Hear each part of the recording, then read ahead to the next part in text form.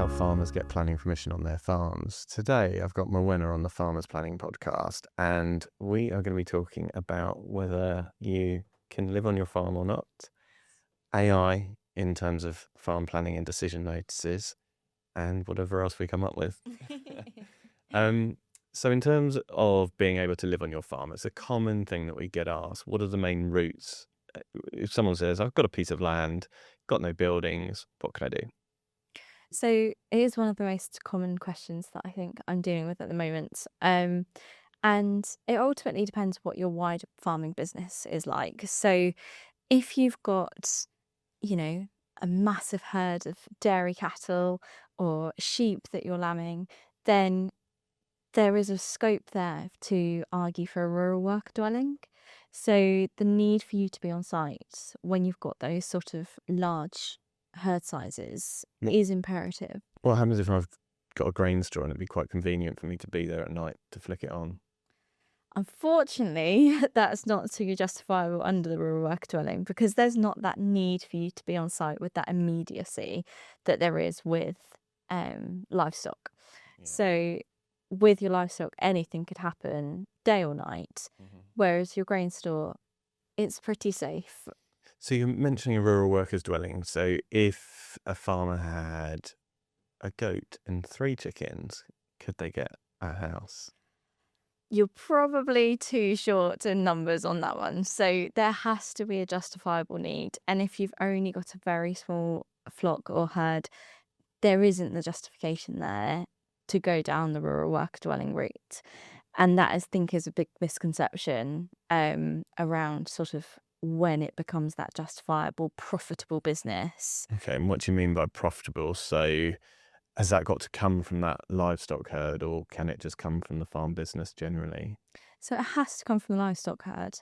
Now, obviously, many farms may have both arable and the livestock enterprise within the wider farming business, but you cannot use the income from your combinable crops or the arable side to justify the need for the rural worker dwelling. So it has to just be considered on your livestock numbers and the profitability of that side of the enterprise. Okay, so if a farmer's got some buildings and they didn't just have bare land, what could they do if they wanted to live there? So when you've got Live up in a buildings, caravan.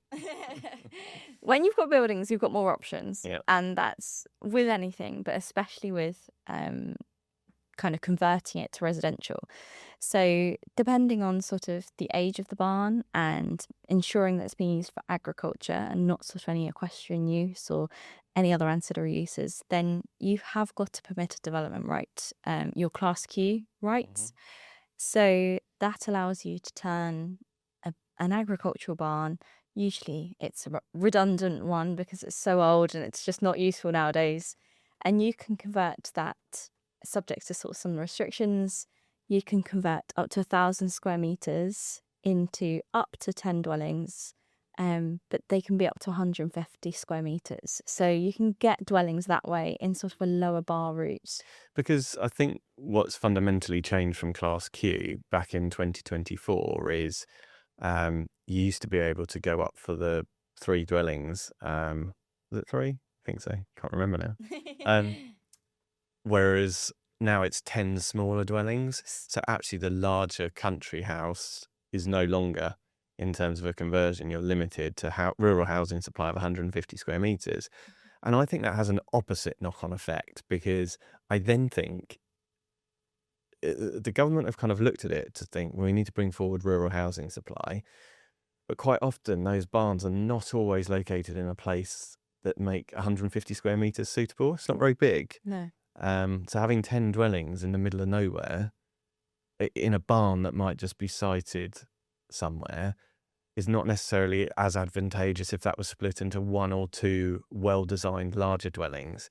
So what that's done is that's removed that sort of case-by-case basis to be able to say, well, in this setting, it would be better if it was 2 larger dwellings rather than 10 smaller ones.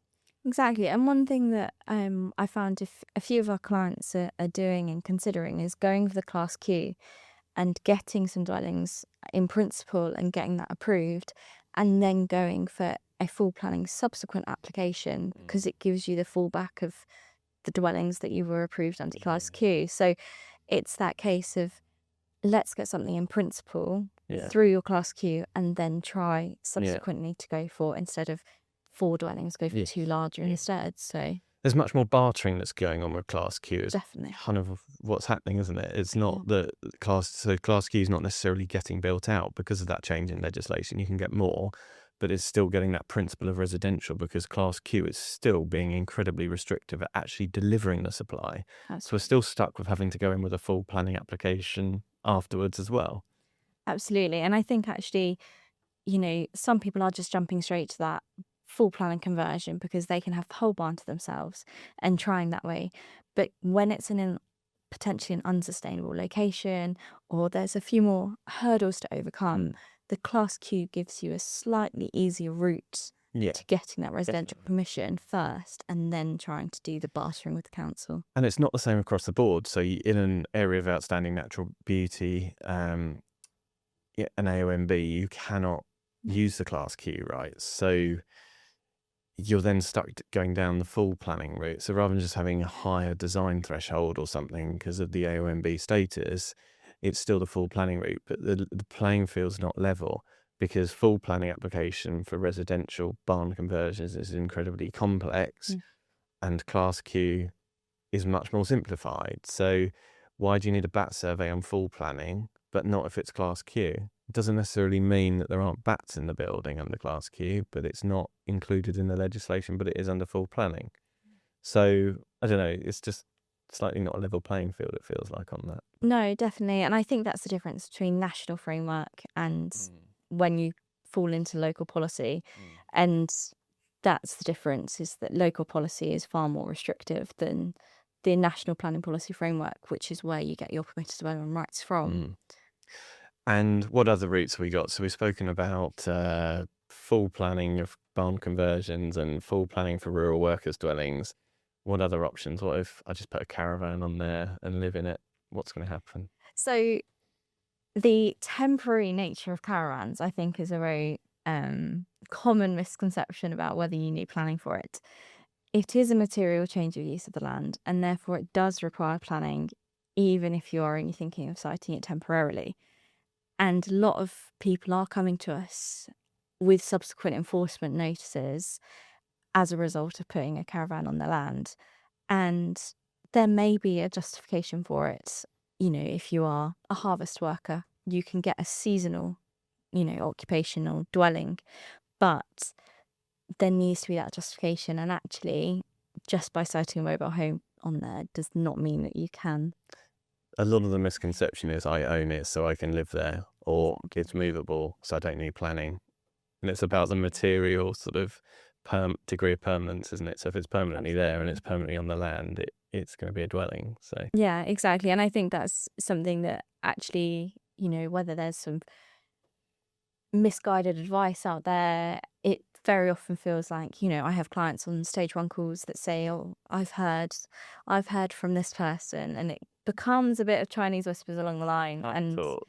Yeah, exactly. So that does cause issues, and that tends to be where people just sort of do it because they think they can, and then end up with the council enforcement officer coming knocking and saying that it either needs to go or you need to do an application for it. And another route to getting some form of occupation, it's not residential, but in terms of a residential style of occupation, is a holiday let or an Airbnb on the land. So you might not be able to live there permanently, but you might be able to have holiday accommodation on your land. So how would I go about that? Is that full planning? So a few different routes that you could do for a holiday let. So say you wanted a new build log cabin or some shepherd's huts, then a full planning application for the siting of those. Depending where you are, it might be that actually pre-application inquiry is the right route forward first. But that gives you sort of the principle of tourist accommodation. We have some that we've worked on locally that were new builds, holiday accommodations, and you'll get a condition attached to it that it can only be used for 28 consecutive nights by the same person, or it may be that it can only be occupied for 10 months of the year. But you've got the principle of people staying on site. Yes, yeah. So that's a good start. And if you don't want to go for full planning, or especially if you've got a barn that is able to be converted, then actually holiday lets can fall under Class R, your permitted development rights to move it to a flexible commercial use. So that does include hotels. And the definition of that is that there's a shared space. You're not having sole occupancy. So if you'd got a shared games room or a laundry room, you could do holiday lets under Class R. And that is a far simpler route to get the council to approve your holiday lets. And that income could be vital for the business. Cool. So you mentioned in there about a pre-application inquiry. Do you think if you're trying to go for residential, you should probably look at going to the council first and saying, I need a pre-application inquiry, which isn't a full application. It's basically you going to the council with your ideas.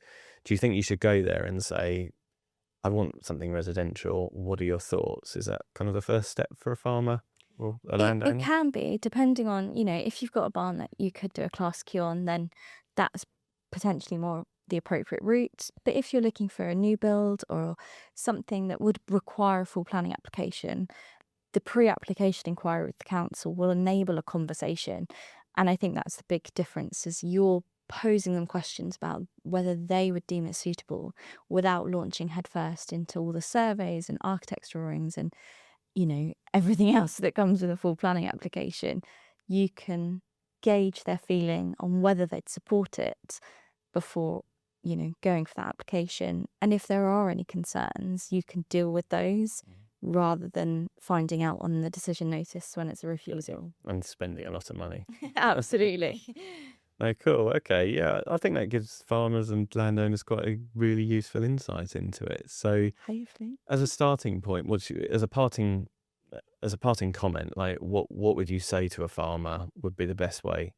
So I think the best way, if you have got existing buildings, is a conversion. right. You're not impacting the landscape as much as a new build would. And I think that's viewed in a slightly easier way with the council. But then equally, if you haven't got any to convert, if you've used your permitted development rights in the last 10 years, because they do cancel each other out, Right. then it would be, for a full planning application, in which case it's likely to be a pre-application inquiry first. Cool. Thank you.